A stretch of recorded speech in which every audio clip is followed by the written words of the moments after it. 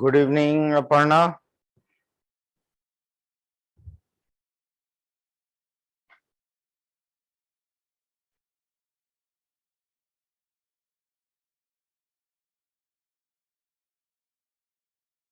Aparna Mishra, do you listen me?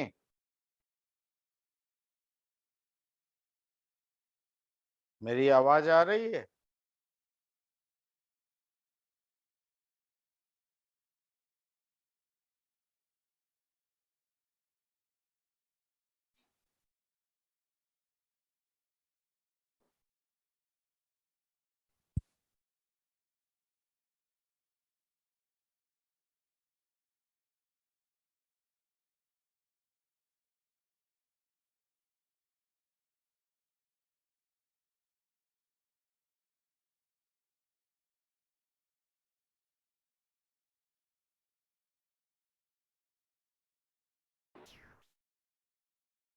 Hello.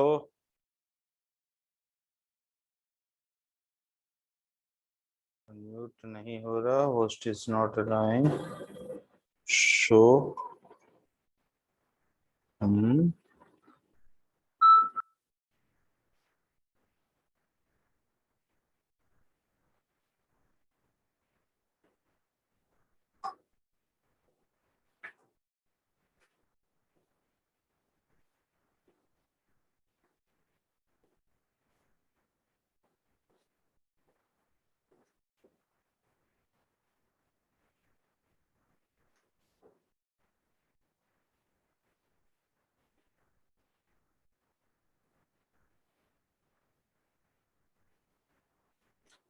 Unmute करो अपने आप को, मैंने इधर से नहीं बार किया।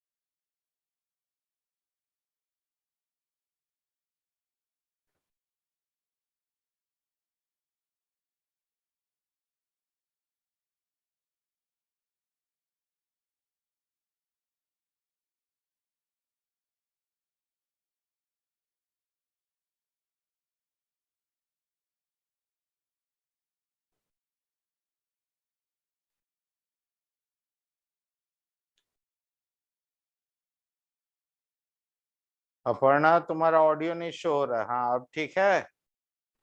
हाँ सर। हाँ, सब तो बस आज तुम ही, और कोई नहीं? मानवी वगैरह कोई नहीं आ रही है? पता नहीं।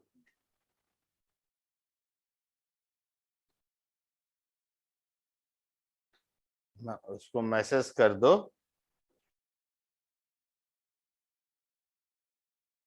हमने जो क्वेश्चन भेजा था उस पर अटेम्प्ट हुआ है? हाँ सर। गुड। Okay then. देखो, भार्गव मांझी आ गया। Let us start.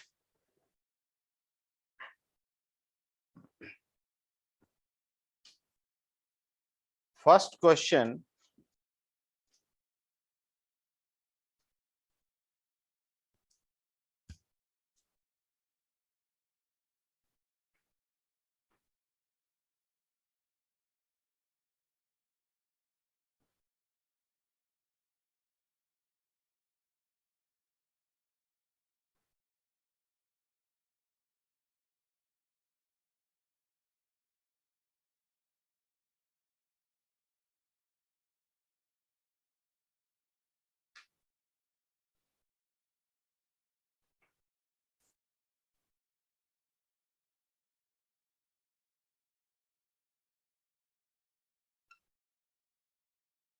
विजिबल है clearly?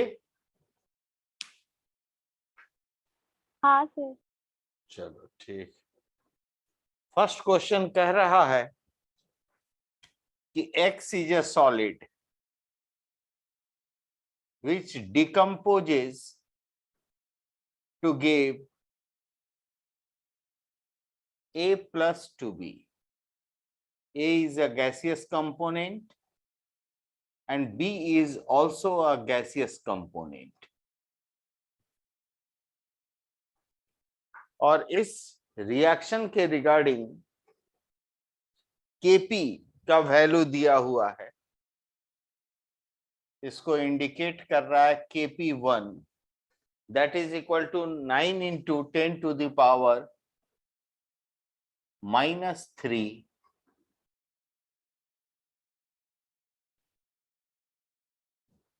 bar cube. Second, Y is another solid and it gives on decomposition 2B plus C. Here Kp2 is given to be 4.5 into 10 to the power -3.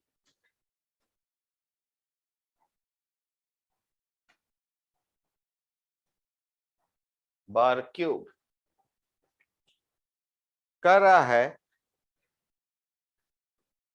the total pressure of gaseous mixture at equilibrium will be, मतलब दोनों solids को एक साथ अगर place कर दिया जाए container में तो फिर टोटल प्रेशर एट इक्विलिब्रियम क्या होगा, मतलब ए बी और सी तीनों का प्रेशर मिलाकर। पहले ये बताओ कि ये क्वेश्चन,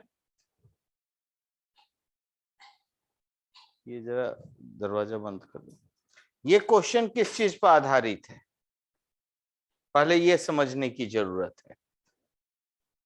बोलो, ये किस तरह के इक्विलिब्रियम के लिए ये क्वेश्चन एप्लीकेबल है?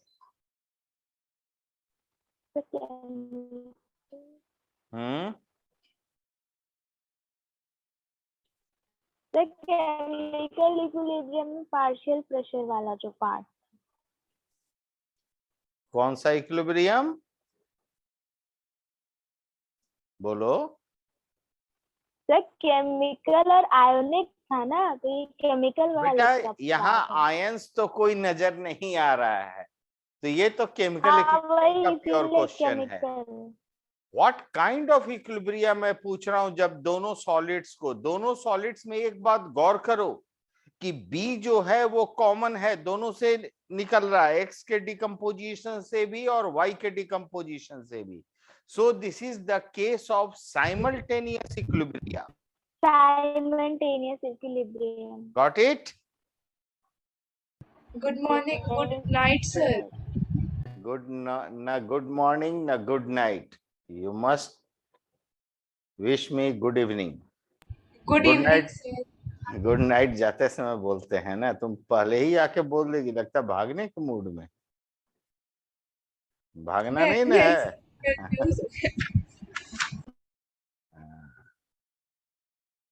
मानवी का क्लास में होना बहुत जरूरी है, नहीं तो क्लास अधूरा लगता सुना लगता है सर। अच्छा, अब तुम उसमें शेरो शायरी मत करो। चलो पूछ रहा है टोटल प्रेशर, क्या हम टोटल प्रेशर को P मान लें? यही हमारा क्वेश्चन है। अब इस क्वेश्चन को कैसे सॉल्व करेंगे, तो देखो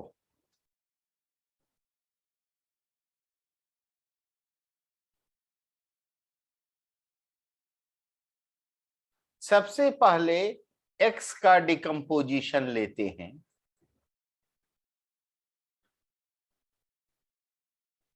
A प्लस 2B, बताओ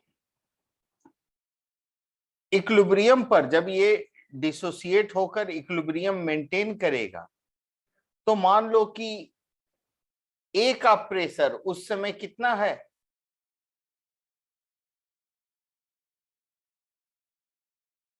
P1 मान ले। हाँ सर। तो बताओ बी का प्रेशर कितना होगा? 2P1। चलो, ये सिर्फ एक्स से आने वाले बी को मान रहे हैं। अब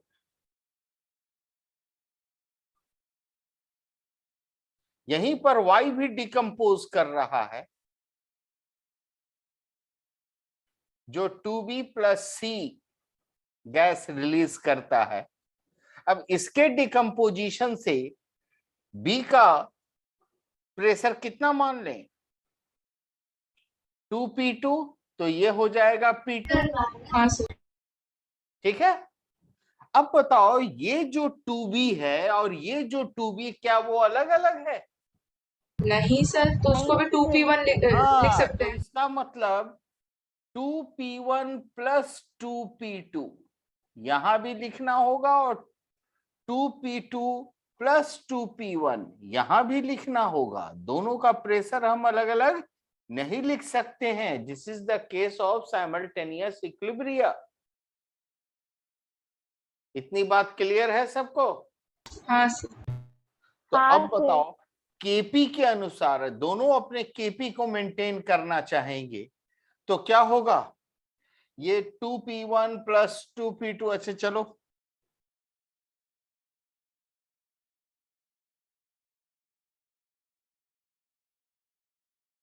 P1 इंटू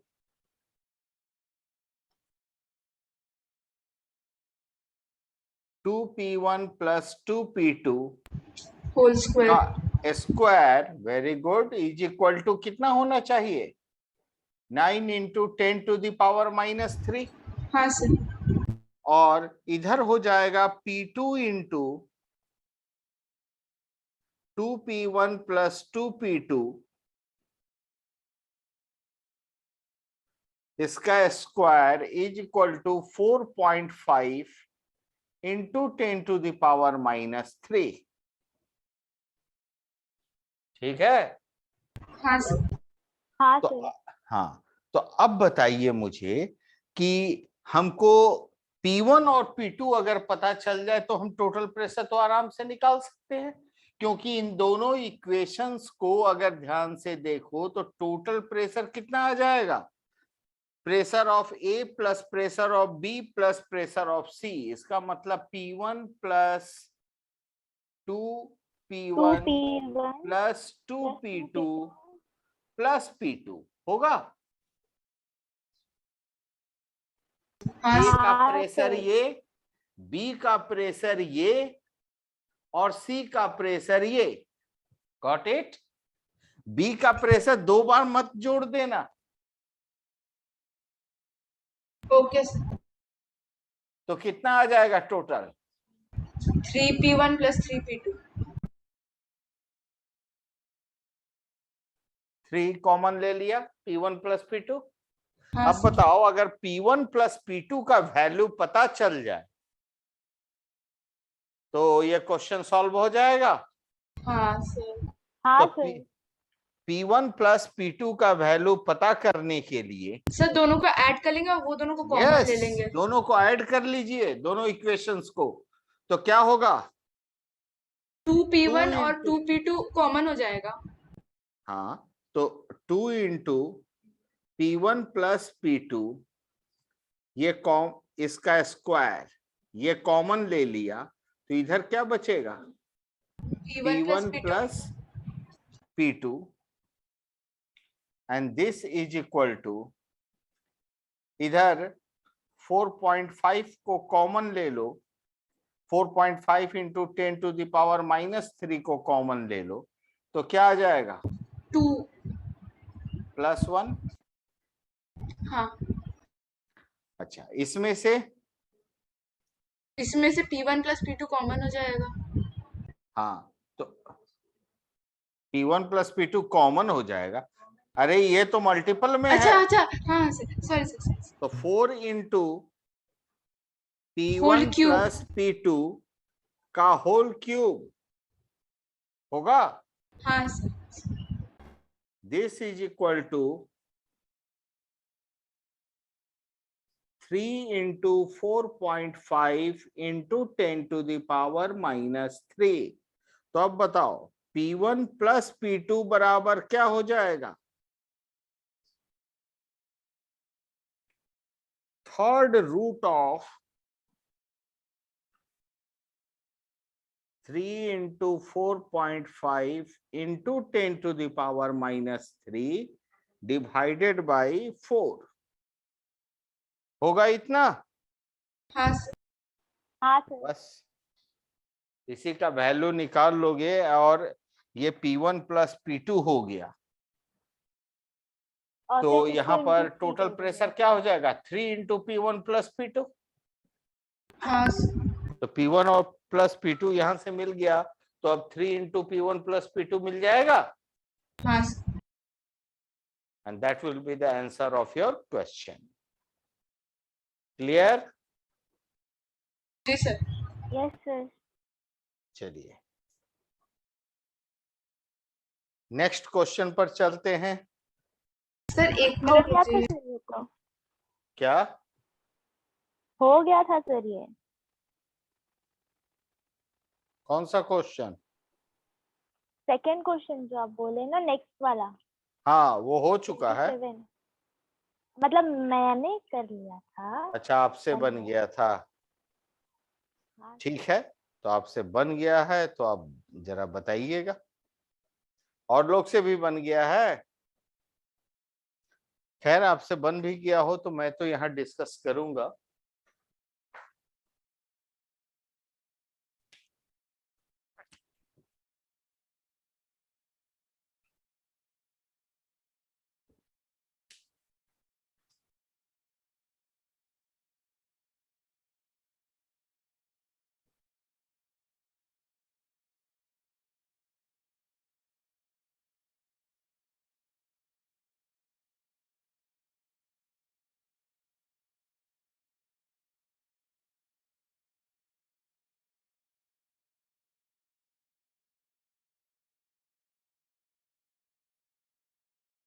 इसमें A2 और B2 है। 2 मोल A2, 4 मोल B2 और इस कंटेनर का वॉल्यूम है 1 लीटर और ये है 3 लीटर। बीच में एक स्टॉप कॉर्क लगा हुआ है। कह रहा है when A2 and B2 are allowed to react, the equilibrium concentration of the reaction at 27 degrees Celsius is found to be 4। मतलब जब टेम्परेचर 300 केल्विन होता है then Kc was found to be 4। Reaction किस रूप में हो रहा है? A2 gas plus B2 gas sorry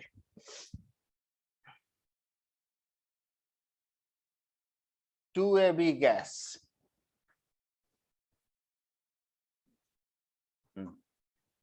What will be the equilibrium concentration of AB?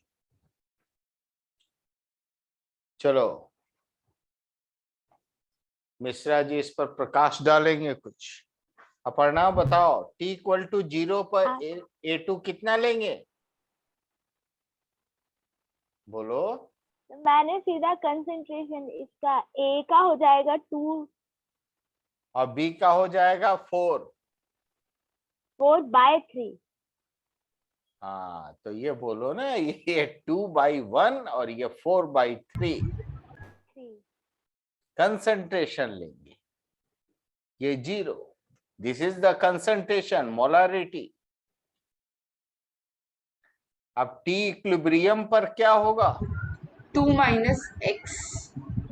2 - x, तो ये हो जाएगा 4/3 - x होगा। वो हाँ सर, वो 2x हो जाएगा। और ये हो जाएगा 2x। अब इसके बाद केसी से इक्वेट करना है और x का ना। वैल्यू निकालना है। हाँ, तो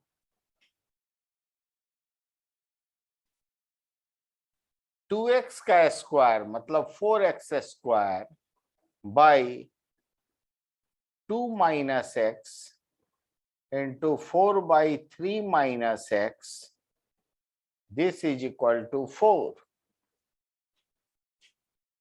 सर वो 4 पहले ही कैंसिल कर देंगे। 4 को वो सर पहले वो 4 और वो 4 कैंसिल हो जाएगा। हाँ ठीक है, वो कैंसिल तो करेंगे हम लोग। Therefore x square is equal to क्या हो जाएगा, अब इसको मल्टीप्लाई कर लो। 8/3 8/3 minus 2x minus 4/3x minus minus 2x 2x plus x plus x square, square. है ना। तो अब देखो एक्स स्क्वायर भी कैंसिल हो जाएगा। हाँ सर, हाँ सर। बचेगा अब बताओ, 8/3 ये माइनस में है तो इनको 6/3। ये दोनों ऐड करके कितना हो जाएगा, 3 6 4 10, मतलब 10x/3। 10x/3 is equal to 8/3। Therefore x is equal to क्या होगा 0.8, और x आ गया 0.8, तो हमें निकालना क्या है, कंसंट्रेशन ऑफ AB। तो तो 2 से इंटू कंसंट्रेशन कर ऑफ देंगे। 2 into 0.8। AB at equilibrium is equal to 2x. This is equal to 1.6 mole per liter.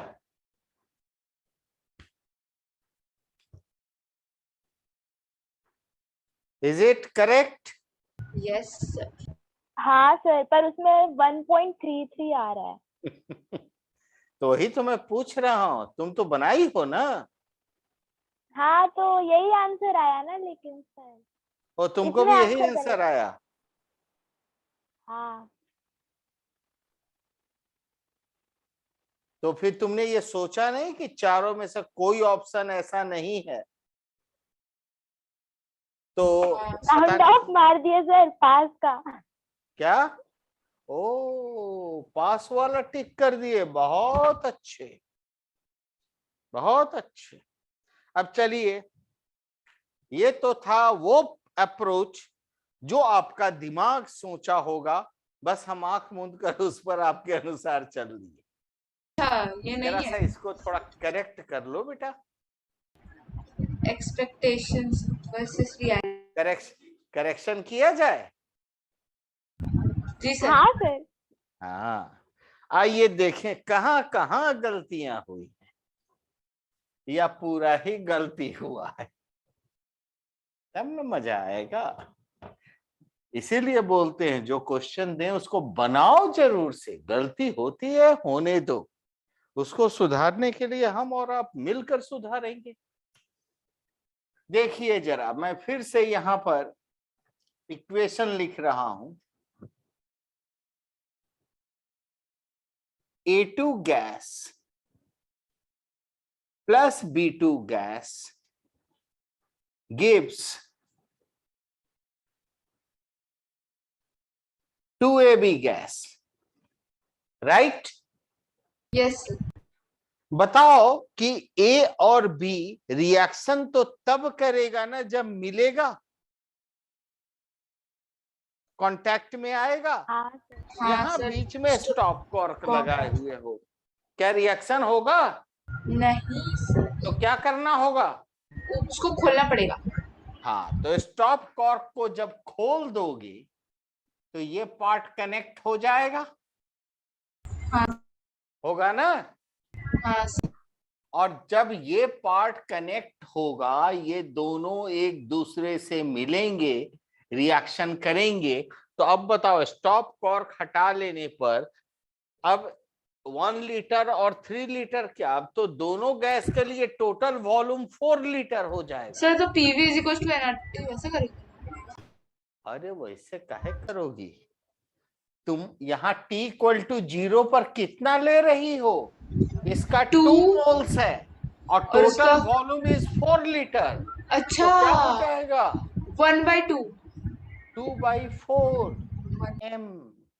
और ये कितना हो गया, 4/4 मैंने 1। हाँ अच्छा समझ में आया, हाँ सर। मतलब हमारा बेसिक ही गड़बड़ हो गया वैसे बनाए तो। और ये होगा 0। अब टी इक्विलिब्रियम पर क्या होगा, हाफ ये माइनस तो एक्स 0.5 हो गया, तो 0.5 माइनस एक्स, ये हो जाएगा 1 माइनस एक्स, और ये हो जाएगा 2x। आई बात समझ में। तो अब जरा केसी को इक्वेट किया जाए, 4x square upon 0.5 minus x into 1 minus x is equal to 4। तो x square is equal to, अब इन दोनों को मल्टीप्लाई करो, 0.5 माइनस ये 0.5x और ये x मतलब 1.5x प्लस एक्स स्क्वायर। अब देखो ये एक्स स्क्वायर और एक्स स्क्वायर भी कैंसिल, मतलब 1.5x इज इक्वल टू 0.5। तो x इज इक्वल टू क्या हो जाएगा 0.5 by 1.5, this is equal to 1/3। तो concentration of AB at equilibrium is equal to कितना है 2x, मतलब 2 इंटू 1/3, और 2/3 का वैल्यू कितना होता है 0.66 अप्रॉक्स, इतना मोल पर litre, and that should be the answer. इसका मतलब ये जो आंसर आया था ये क्या था, गलत। और क्यों गलत था ये ज्यादा इंपॉर्टेंट था जानना। हाँ सर।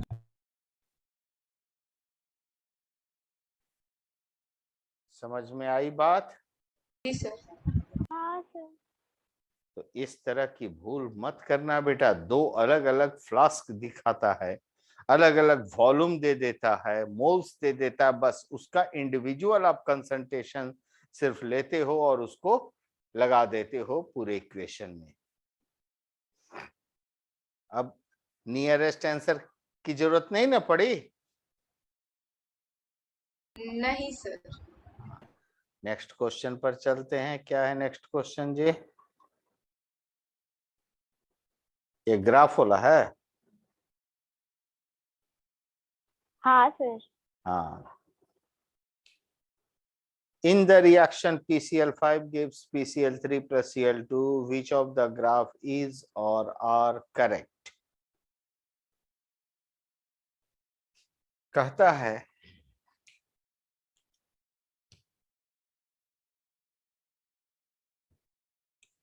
कि इक्वेशन दिया हुआ है PCl5 डिकम्पोजेज, रिवर्सिबल का साइन है ना, हाँ, हाँ sir. PCl3 plus Cl2।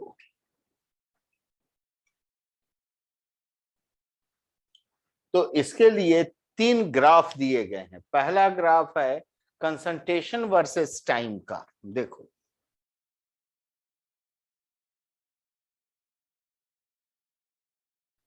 this is concentration, this is time,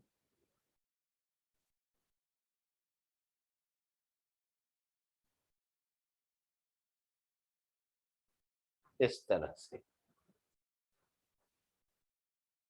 ये प्रोडक्ट और ये रिएक्टेंट। दूसरा ये फर्स्ट ग्राफ हुआ। सेकंड ग्राफ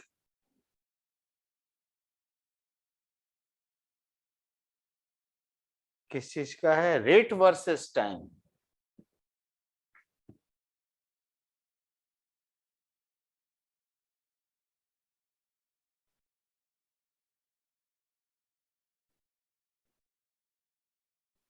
ये हुआ रेट ऑफ फॉरवर्ड रिएक्शन, ये हुआ रेट ऑफ बैकवर्ड रिएक्शन, और ये है equilibrium point.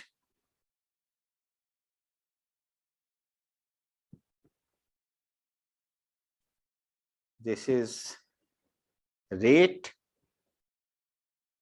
and this is time. This is the second graph.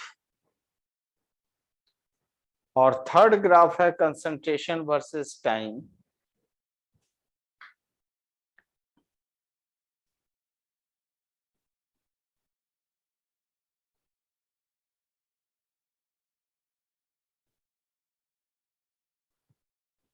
और इसमें ग्राफ दे रहा है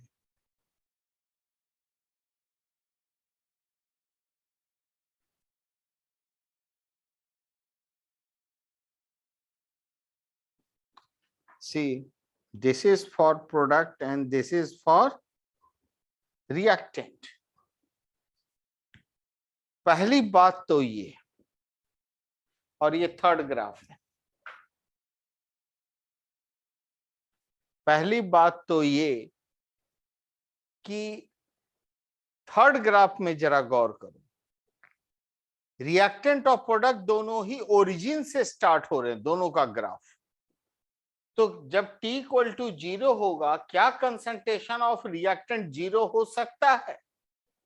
नहीं तो सर, अगर हम कंसंट्रेशन ऑफ रिएक्टेंट ही तो 0 product कर ही दिए नहीं बनेगा। तो रिएक्शन ही नहीं हो रहा है, कोई वहां कुछ भी नहीं है, नो सब्सटेंस। तो थर्ड वाला ग्राफ तो ऐसे ही पूरी तरह गलत है। हाँ सर, सेकंड ग्राफ बिल्कुल करेक्ट है। टाइम के साथ रिएक्टेंट का कंसंट्रेशन डिक्रीज होगा और प्रोडक्ट का कंसंट्रेशन इंक्रीज होगा। और second graph rate versus time, ये भी सर वो भी सही है। सही है। टाइम के साथ rate of forward reaction decrease करता है, rate of backward reaction increase करता है, और जहां पर दोनों रेट इक्वल हो जाते हैं, मीट करते हैं, that is the equilibrium point.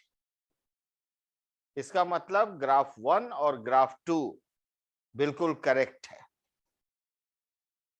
Got it? हाँ सर। हाँ ग्राफ 3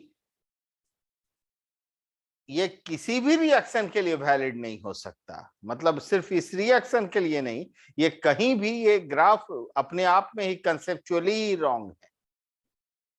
कुछ कभी कभी ग्राफ ऐसा देता है कि ग्राफ तो सही है बट इस पर्टिकुलर रिएक्शन के लिए वो फिट नहीं हो रहा है, पर यहां पर वो बात नहीं है। ठीक है?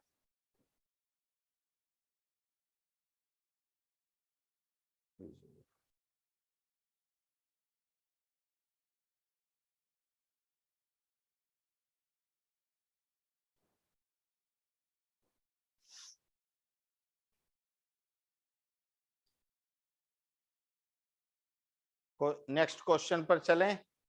नेक्स्ट क्वेश्चन बना है? जी सर। गुड। सर बना नहीं है सर, नेक्स्ट क्वेश्चन में चलते हैं सर। अच्छा, डिस्कशन में चलते हैं, ठीक है। N2O4 का डिकम्पोजिशन दिया है पहले।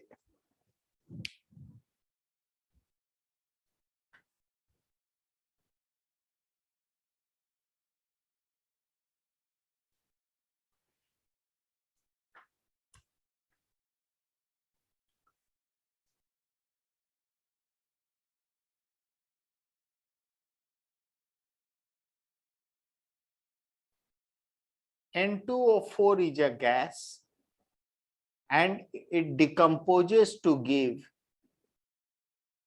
2NO2. It is also a gas. अब कहता है capital D is the vapor density at initial stage and small d is the vapor density at equilibrium.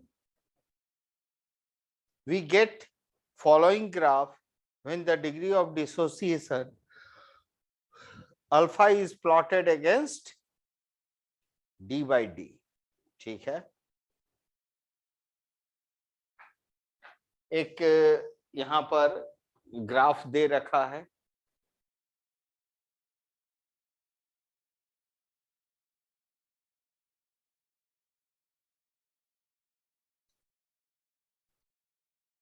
यहाँ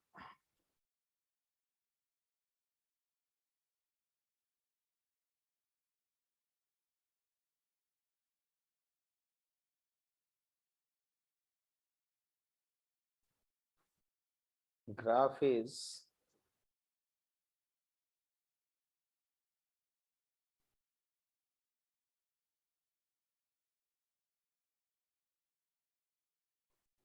alpha versus d by d, alpha d by d,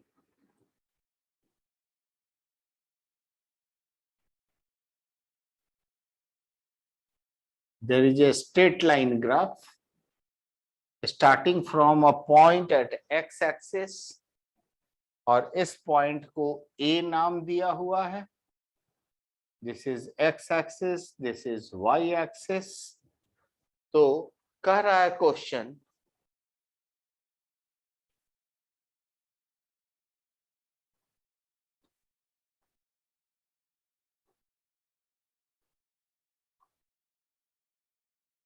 what is the value of d by d at A?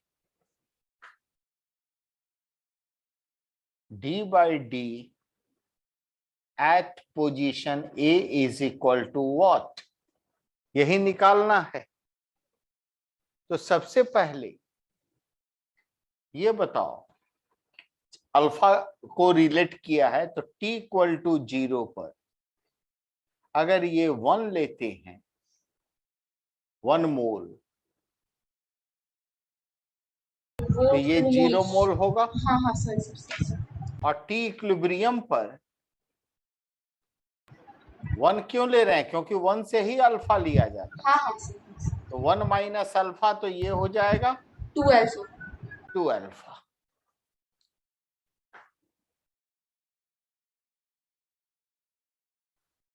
Molar weight of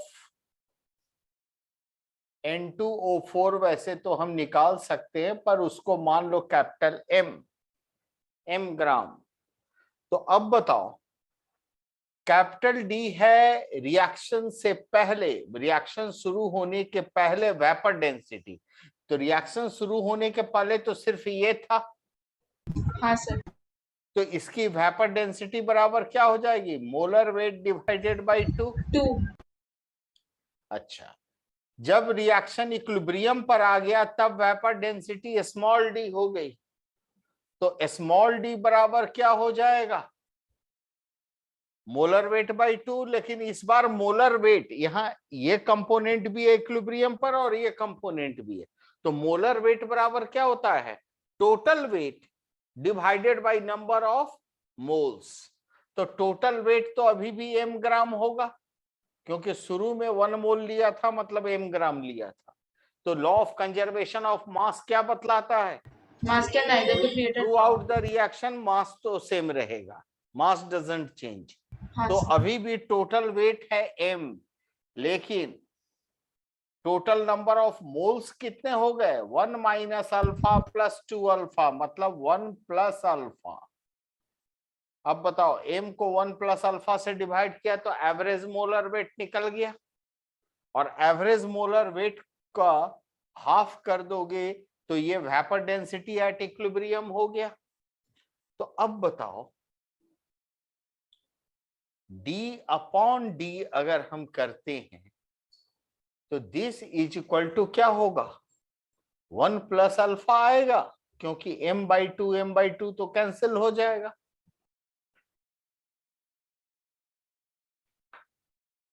from this alpha बराबर क्या होगा?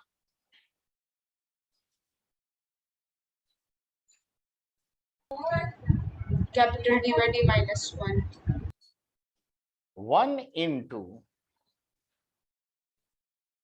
d/d plus -1, ऐसा होगा। और ऐसा हम क्यों लिख रहे हैं? वही तो sir, y is equal to, mx plus c।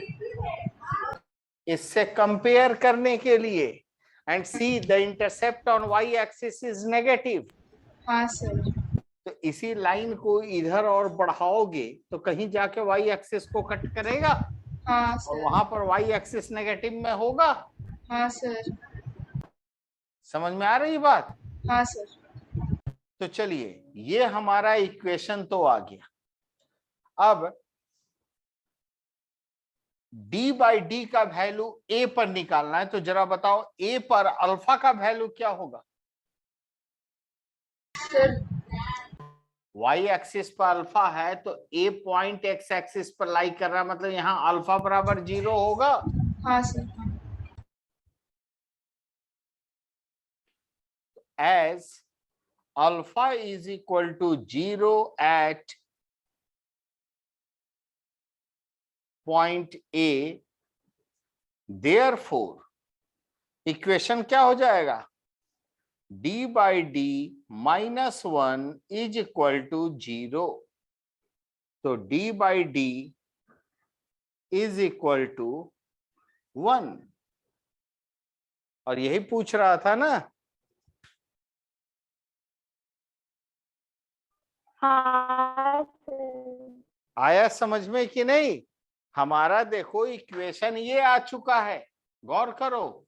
अब इसमें अल्फा का वैल्यू हम जैसे पुट करेंगे उसके अकॉर्डिंग d/d का वैल्यू आ जाएगा।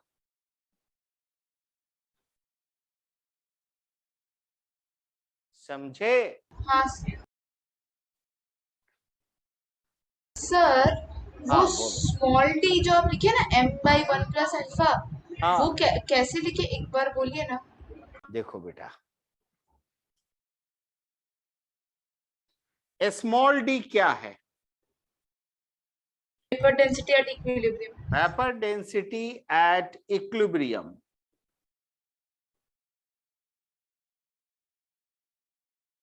ठीक, अच्छा। एट इक्विलिब्रियम यहां पर कौन कौन से कंपोनेंट हैं बताओ तो?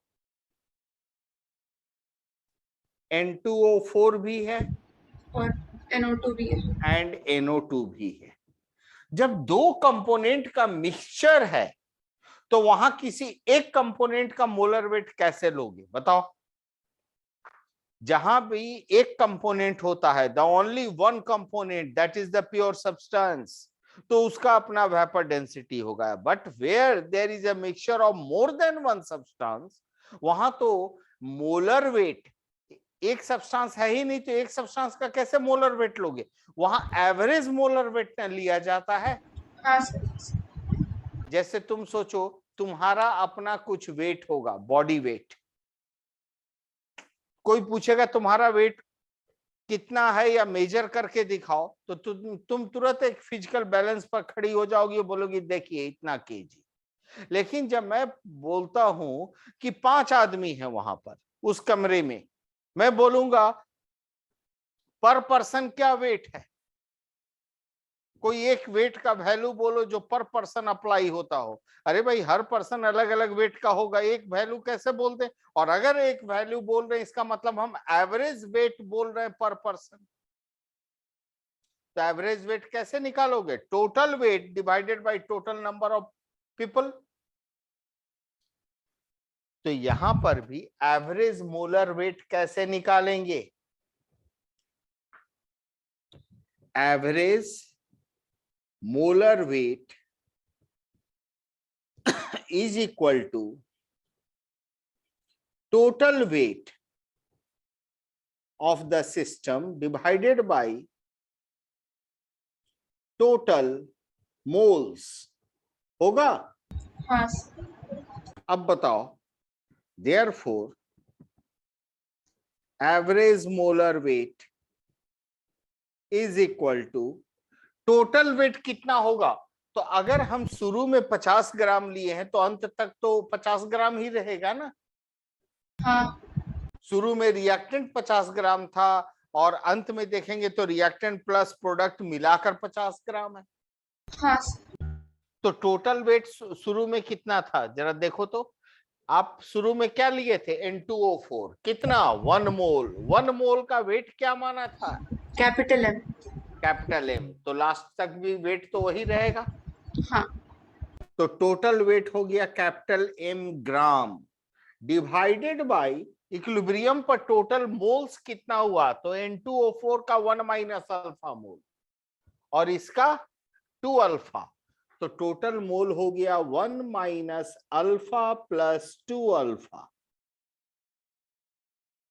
तो दिस इज इक्वल टू कितना आ जाएगा, m divided by 1 plus alpha आएगा।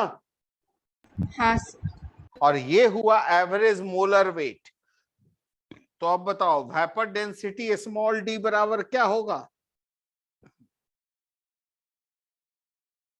Molar weight by 2। हाँ सर। तो वही समझ चीज आ तो गया वहां लिखे हैं, मोलर वेट को हाफ से मल्टीप्लाई कर दिया। समझ में आ गया। हाँ सर, अच्छे सर। चलो अगला क्वेश्चन क्या है।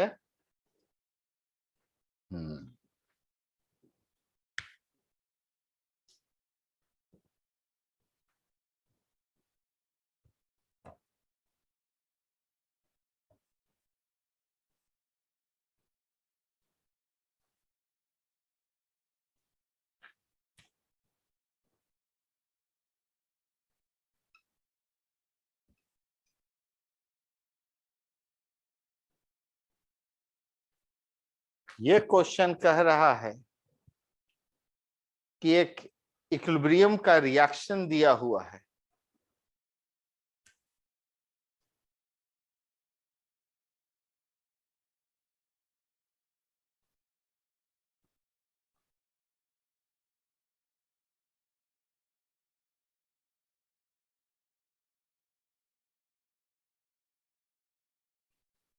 ये ब्रेक करता है कॉम्प्लेक्स। तो Ag plus plus 2Cn minus इसमें ब्रेक हो रहा है। अब कहता है the equilibrium constant at 25 degrees Celsius is 4 into 10 to the power minus 19। Equilibrium constant मतलब Kc 4 into 10 to the power minus 19। Calculate the silver ion concentration in a solution which was originally, मतलब solution was originally 0.1 molar in KCN and 0.03 molar in AgNO3। अच्छा, शुरू में हमने क्या लिया, ये तो एक इंफॉर्मेशन दे दिया। अब कह रहा है कि we are going to start a reaction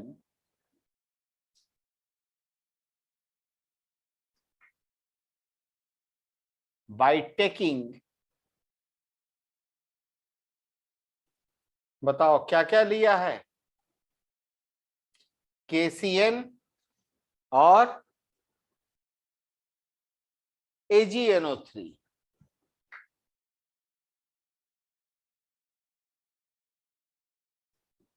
और कह रहा है T इक्वल टू 0 पर ये 0.1 मोलर है और ये 0.03 मोलर है।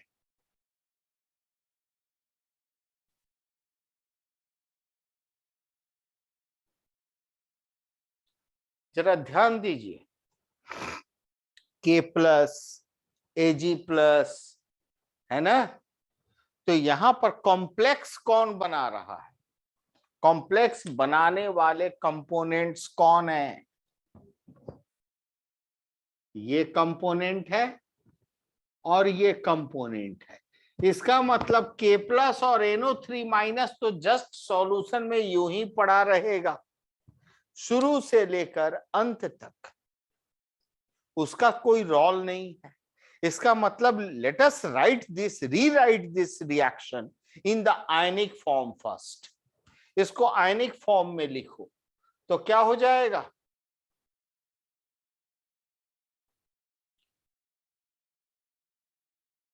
Cn minus plus Ag plus will give complex बनेगा,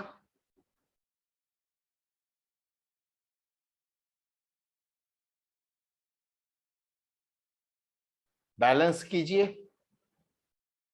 2Cn माइनस, ठीक है। हाँ सर। तो अब बताओ T इक्वल टू 0 पर इसी का कंसंट्रेशन दिया है 0.1 m और इसका कंसंट्रेशन दिया है 0.03 m, ठीक है। बताइए तो इस रिएक्शन का Kc कितना होगा? 1/4 + 4 × 10⁻⁹ मतलब 0.25 इंटू 10⁻19। हाँ। इसका मतलब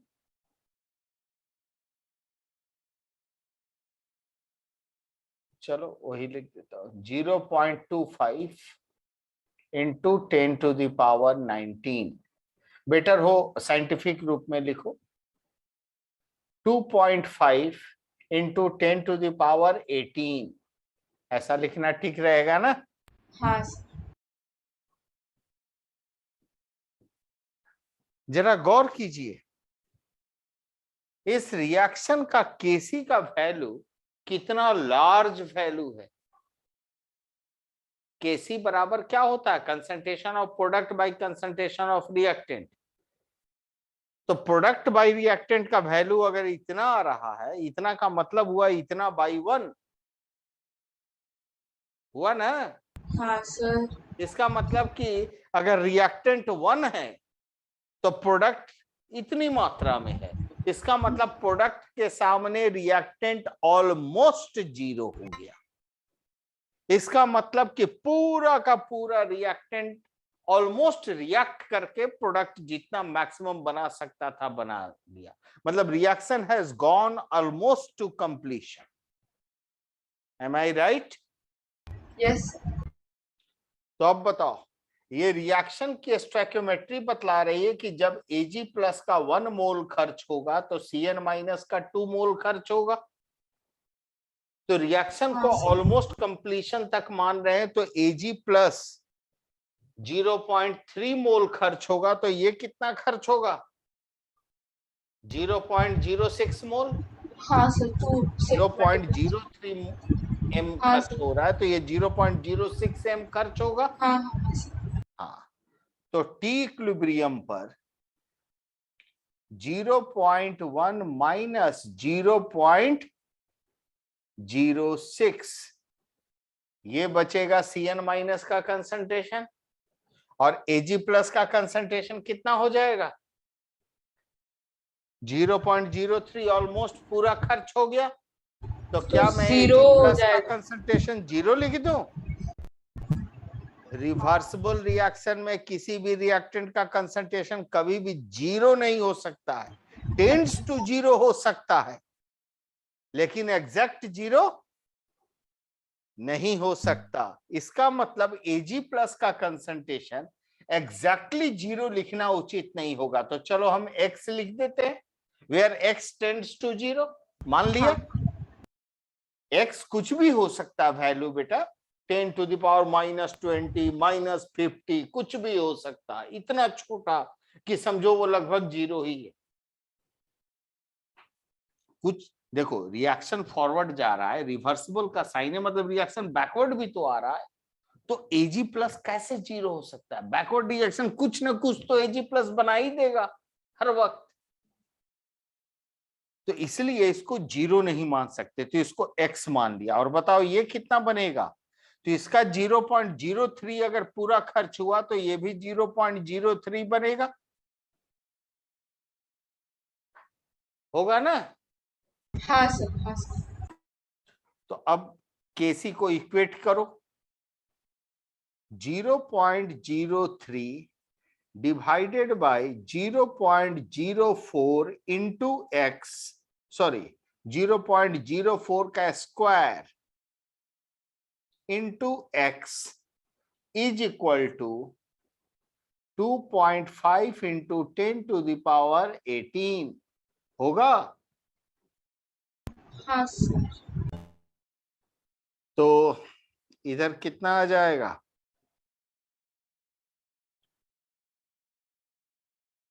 300 by 16x, this is equal to 2.5 into 10 to the power 18।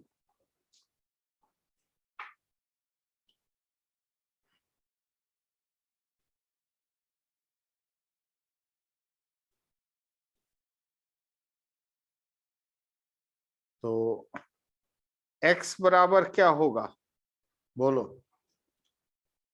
300 into 10 to the power -18 divided by 16 into 2.5। यहां डेसिमल हटाया तो इंटू 10 कर दिया,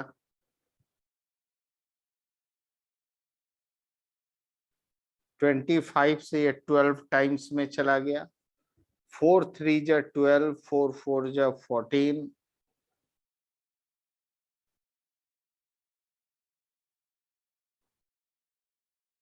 मतलब 7.5 into 10 to the power -18। x बराबर आ रहा है 7.5 into 10 to the power -18। देखो इतना m, ये कंसंट्रेशन है Ag प्लस का एट इक्विलिब्रियम, और ये कंसंट्रेशन एज गुड एज 0 है कि नहीं है? हाँ सर। आया समझ में? हाँ सर। चलिए नेक्स्ट क्वेश्चन। नेक्स्ट क्वेश्चन में एक ग्राफ गिवन है,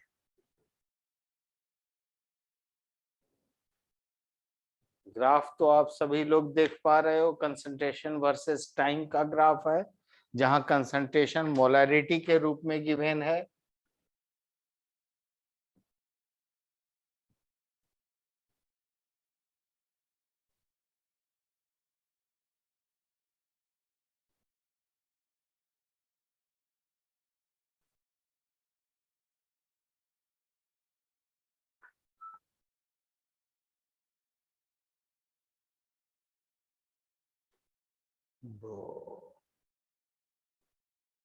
इतने सारे क्वेश्चंस हैं।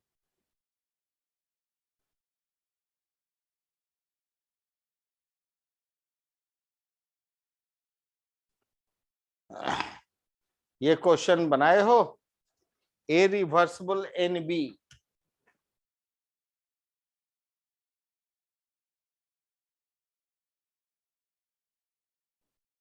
ये इक्वेशन दे रखा है। The progress of reaction this which time is presented in figure given below. अब इसमें 3 चीजें डिटरमाइन करनी है। The value of n, the equilibrium constant K and the initial rate of conversion of A. बोलो कैसे डिटरमाइन करोगे? देखो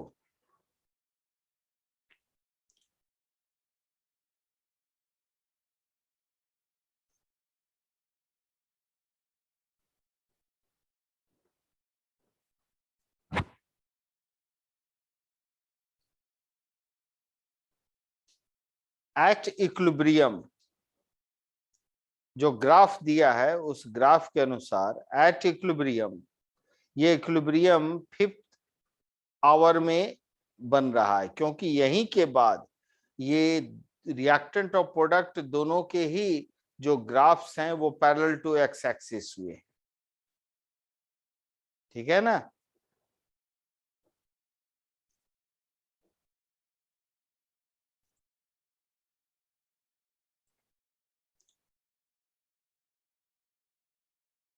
बताओ मानवी। जी सर। हाँ, अब इसमें कैसे इक्विलिब्रियम कांस्टेंट का वैल्यू निकालोगी, n का वैल्यू कैसे निकालोगी? बोलो, कुछ आइडिया दो। अपर्णा, ग्राफ तुम्हारे सामने है। सर ग्राफ से ही निकालना पड़ेगा। हाँ, तो ग्राफ से कैसे निकालिएगा?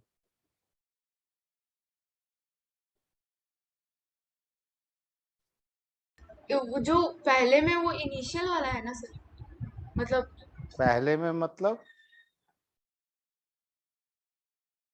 सर जो 0.5 है हाँ, और 0.2, वो concentration at t is equal to 0 हो जाएगा। कंसंट्रेशन एट, नहीं सर, अरे t इक्वल टू 0 ओरिजिन पर ना सर आएगा। मैं बोलूं? हाँ बोलो।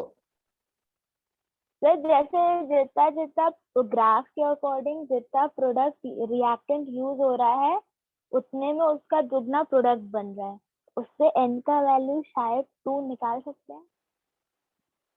जैसे जैसे जैसे जैसे रिएक्टेंट यूज हो रहा है उसका दुगना प्रोडक्ट बन रहा है। उसका दुगना प्रोडक्ट बन रहा है, ये कैसे कह रही हो जरा बताओ। सर जब 0.5 यूज हो रहा है सिर्फ फिर उस उतने में ही 0.2 हो जा रहा है ना, मतलब। हाँ, अरे हम बॉक्स काउंट करके बोल रहे थे।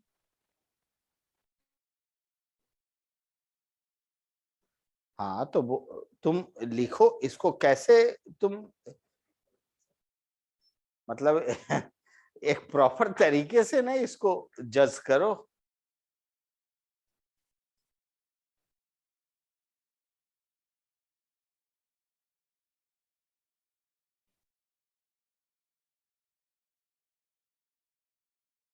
जैसे तुम्हारा एक बात बताओ, t इक्वल टू 0 हम किसी भी इंस्टेंस को मान सकते हैं।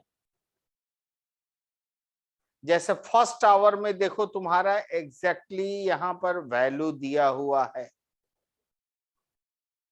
हाँ सर। तो फर्स्ट आवर में ए का कंसंट्रेशन कितना है? 0. रिएक्टेंट का 0.5, हाँ, और प्रोडक्ट का 0.2। प्रोडक्ट का 0.2।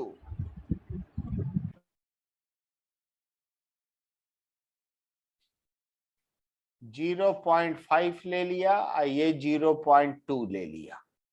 ठीक है, सर अब वही बोल बताओ। रहे थे सर, हाँ, हम तो यही उस कोशिश कर रहे थे। तरीके से अब मान लो टी टाइम के बाद इसका कंसंट्रेशन कुछ घटा, 0.5 माइनस एक्स हुआ, तो ये कितना हो जाएगा?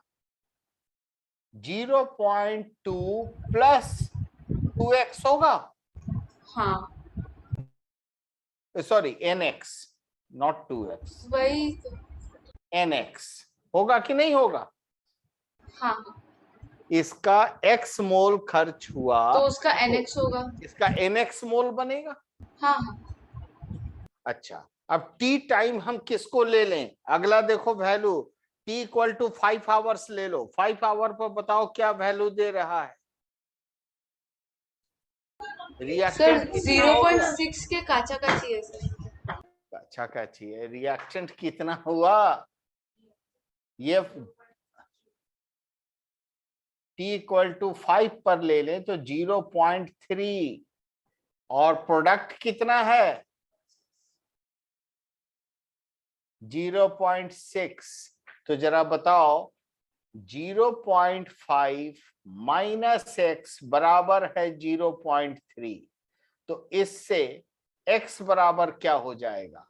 सर हाँ, वो at t is equals to 6 होगा ना? At t equal t to 6 पर नहीं 5 पर है। t 5 का नहीं, ये कंसंट्रेशन हमने लिया है। देखो ग्राफ में हाँ t सर वो इक्वल तो टू 5 पर रिएक्टेंट अच्छा घटते उधर हुए से। कहाँ आ गया? हाँ हाँ 0.3 पर। ठीक है हाँ वो बीच वाला गैप इतना ही।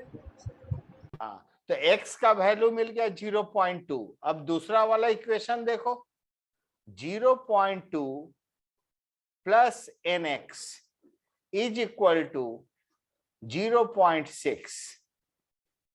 तो इससे क्या पता चल रहा है? n बराबर क्या हो जाएगा?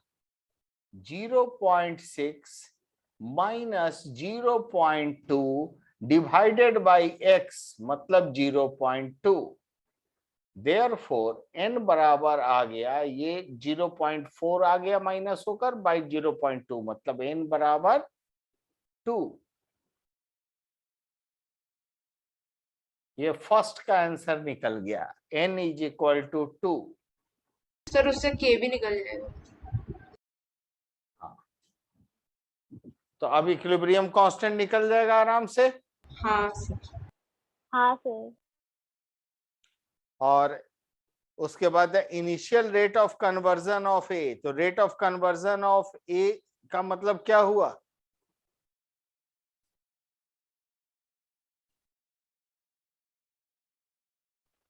शुरू में ए किस रेट से बन रहा है, इसका मतलब वो बैकवर्ड रिएक्शन के अनुसार जान। देखो ए बन भी रहा है, खर्च भी हो रहा है,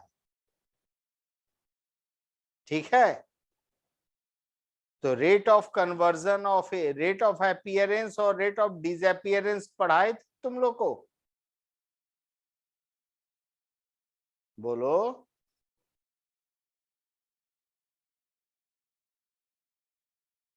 हाँ सर।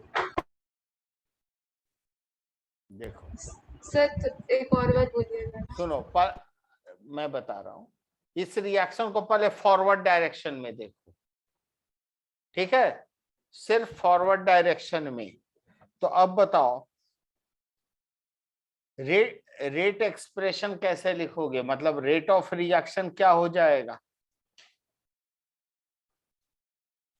एक ए क्या है? रिएक्टेंट है। फॉरवर्ड डायरेक्शन में एक खर्च हो रहा है तो क्या? Minus dA upon dt is equal to क्या होगा?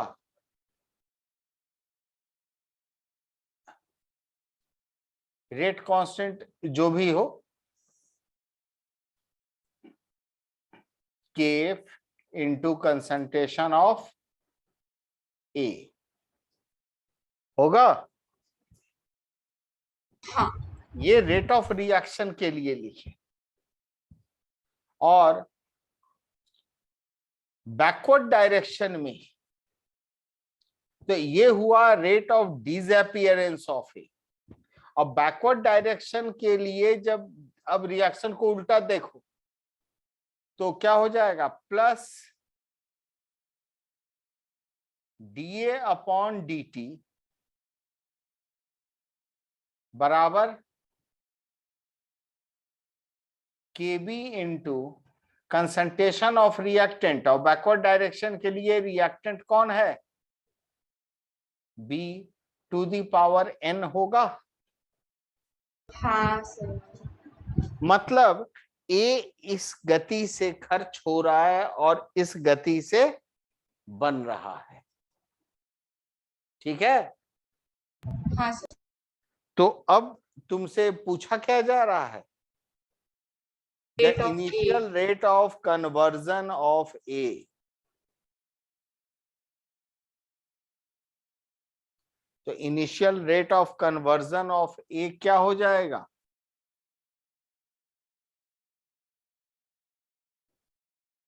Sir minus D 0.5 minus X by T. नहीं। ये दोनों का ही ना सम होगा। हाँ हाँ हाँ सही। तो ऑन एडिंग दिस टू,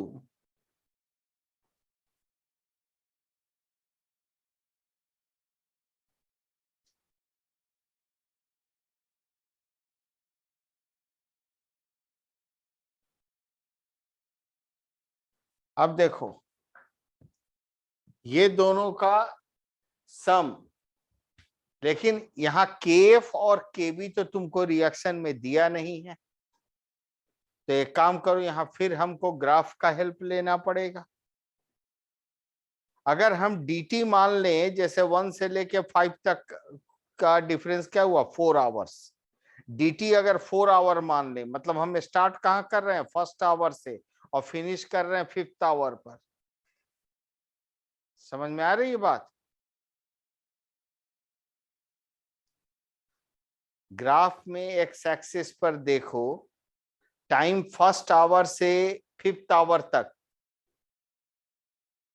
दिख रहा है। हाँ सर।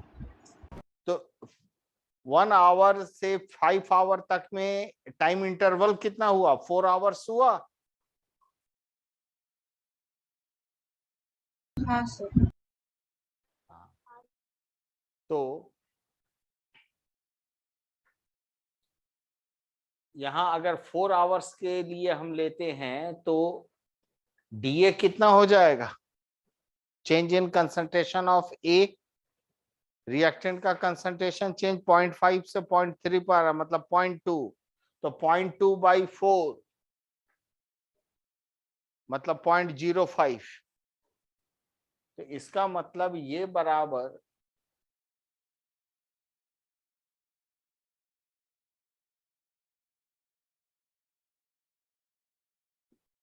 इतना मोलर पर आवर है, एक एक खर्च होने का स्पीड।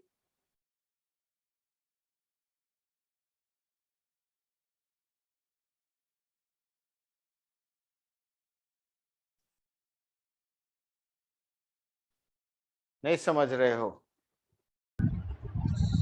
नहीं सर, समझ रहे हैं सर, लेकिन थोड़ा सा। Rate of appearance, disappearance, rate expression, actually ये केमिकल काइनेटिक्स जो 12th में पढ़ते हो उसका एप्लीकेशन आ रहा है। आई थिंक इस वजह से तुम इस क्वेश्चन को समझ नहीं पा रहे हो।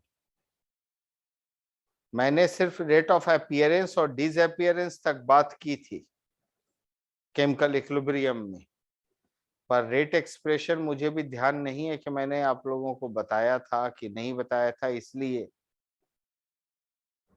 चलो थर्ड वाले पॉइंट को अभी लीव करो, उसको जब काइनेटिक्स का इनिशियल जब आ जाएगा आपको तब उसको आप ध्यान देना। Okay sir. ठीक है, फर्स्ट 2 तो समझ में आ गया ना हाँ क्लियरली, सर। हाँ सर। क्योंकि उसमें अननेसेसरी अभी माइंड लगाने की आवश्यकता नहीं है।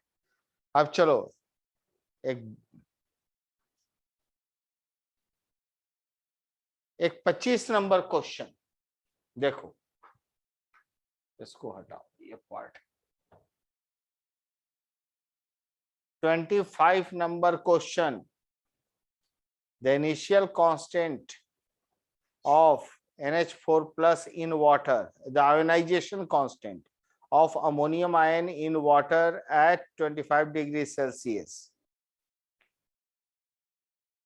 The rate constant for the reaction of ammonium ion and hydroxyl ion to form ammonia and water at itna degree is this.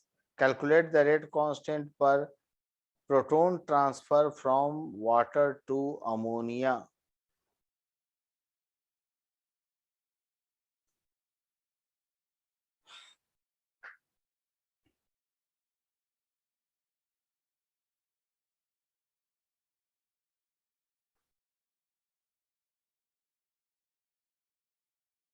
ये क्वेश्चन अटेम्प्ट किए थे?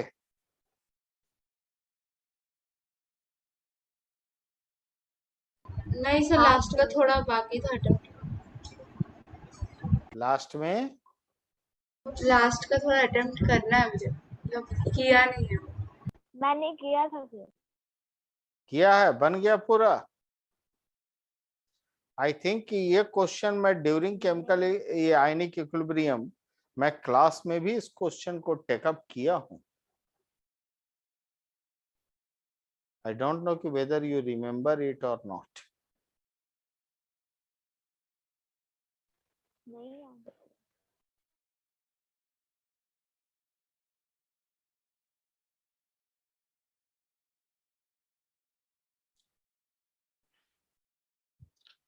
चलो, the ionization constant of NH4 plus in water is 5.6 into 10 to the power minus 10.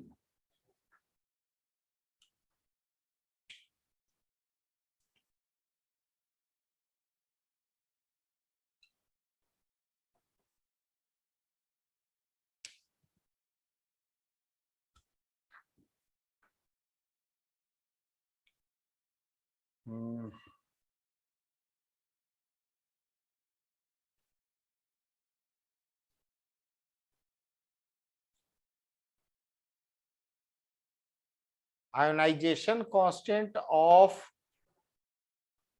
NH4 plus in water, तो water में जो ये ionise हो रहा है तो वाटर में NH4 किस रूप में रहेगा? NH4OH के रूप में रहेगा, अमोनियम हाइड्रोक्साइड के रूप में। हाँ और यही तो आयोनाइज होगा, और आयोनाइज होकर क्या बनेगा?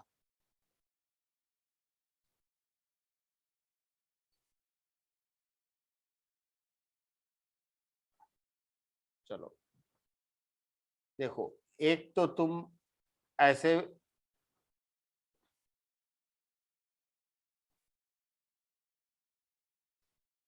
ऐसे लिखना चाहते हो, ionisation constant of ammonium ion in water.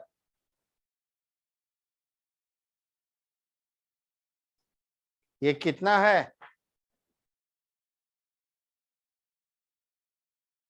के इक्विलिब्रियम, इसको K1 कह दें। 5.6 इंटू 10 टू द पावर कितना है? -10। ठीक है, अब बताओ। चलो हम वाटर का आयोनाइजेशन भी यहां ले लेते हैं।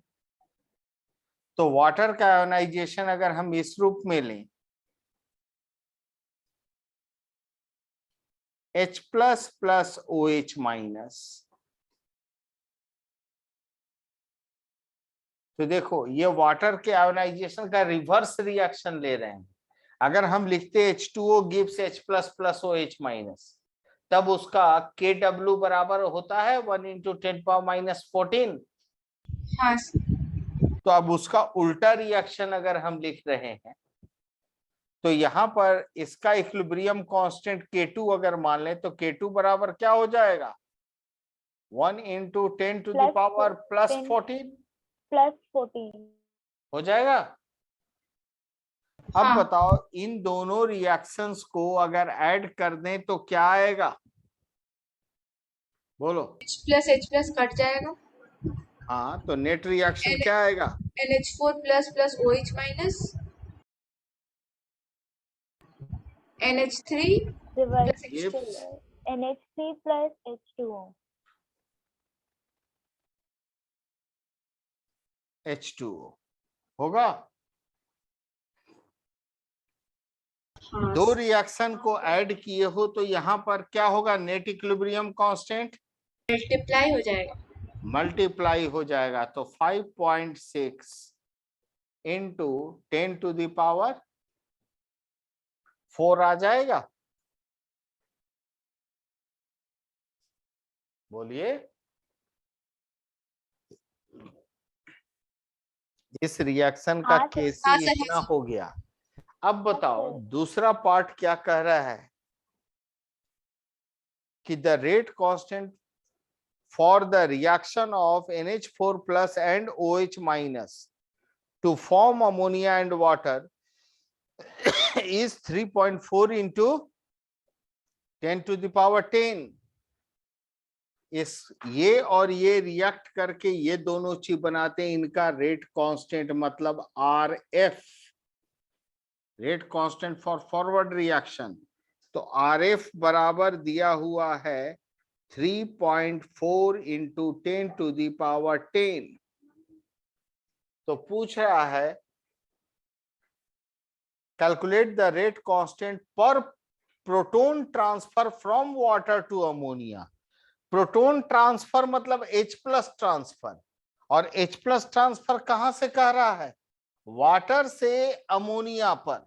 तो जरा देखो, वाटर से अगर H प्लस निकला तो ये क्या बचेगा? OH minus. और ये अमोनिया पर गया तो अमोनिया क्या बन जाएगा? अमोनियम आयन, मतलब इसी का जस्ट बैकवर्ड रिएक्शन। तो बैकवर्ड रिएक्शन का रेट कांस्टेंट पूछ रहा है, मतलब RB is equal to what? तो हम जानते हैं RF by RB is equal to KC। तो RB बराबर क्या हो जाएगा? RF upon KC। तो RF कितना है? 3.4 into 10 to the power 10 divided by 5.6 into 10 to the power 4. That's your answer. मतलब rate constant for forward reaction दे दिया है, rate constant for backward reaction को वो डिमांड कर रहा है। ठीक है जी सर। चलो, कितना टाइम हो गया?